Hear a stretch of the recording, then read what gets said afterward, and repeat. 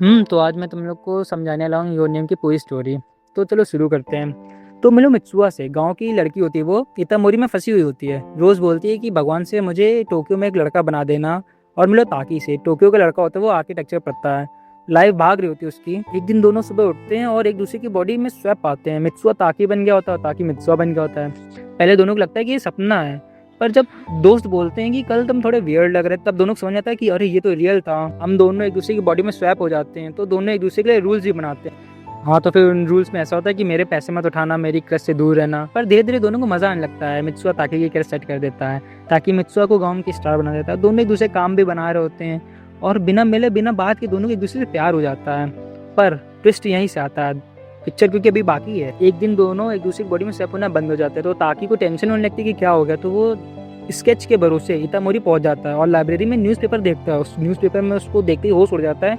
उसमें लिखा होता है कि डेट 3 साल पुरानी है और हेडलाइन में लिखा होता है कि कॉमेट से इतामोरी तबाह हो गया होता है, 500 लोग मर गए होते हैं। और लिस्ट में नाम भी लिखा हुआ दिखता है, मिया मिजू मित्सुआ, मतलब कि ताकि फ्यूचर में था, मित्सुआ पास्ट में।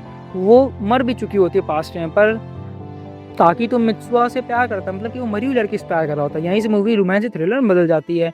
पर ताकि हार नहीं मानता है। याद आती कि दादी के गांव में कुछ कूची डेके शेक करके कुछ होता है, उसको पीने से टाइम ट्रेवल कर सकते हैं। तो 3 साल पहले उसको मित्सुआ ने पिया होता है और अब वहीं पे जाके ये भी पी लेता है। तो दोनों एक ही जगह पे, एक जब कॉमेट गिरना था उसी जगह उसी दोनों लोग मिल जाते। ट्विंग लाइट आता है जब, तो काता वही दो की, मतलब कि ना दिन ना रात, सिर्फ 5 मिनट के दोनों मिल जाते हैं। पहली और आखिरी बार रोते हैं, हंसते हैं और एक दूसरे से बात कर रहे होते हैं। और दोनों एक दूसरे को अपना नाम बताते हैं कि भूल ना जाना दोबारा।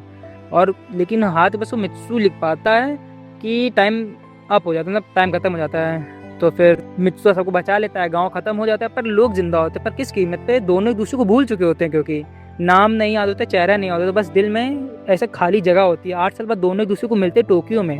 दोनों जॉब कर रहे होते हैं टोक्यो में, अजनबी बन के। एक दिन दोनों अलग ट्रेन से खिड़कियों के बाहर झाँक रहे होते हैं और देखते हैं कि एक दूसरे को, और उनके दिल कहता है कि रुको। पागल करके एक दूसरे को ढूंढने लगते हैं और फाइनली एक दूसरे को मिल भी जाते हैं सीढ़ियों पर। आंखों में आंसू होता है, गला रुका हुआ होता है। दोनों एक दूसरे से बोलते हैं, किमिनो वा, तुम्हारा नाम क्या, माने कि योर नेम। इस मूवी का जैपनीज में नेम होता है किमिनो नावा, मतलब कि तुम्हारा नाम क्या है। और यहीं से मूवी एंड हो जाती है। बहुत इमोशनल सी मूवी होती है। और तुम लोग अगर मेरी एक्सप्लेनेशन अच्छी लगी हो तो बताना। और अगर कोई और मूवी की एक्सप्लेनेशन चाहते हो, अगर वेदरिंग रहती हो या जो भी, तो तुम लोग कमेंट कर देना। तो ये वीडियो बस यहीं तक था। सायोनारा।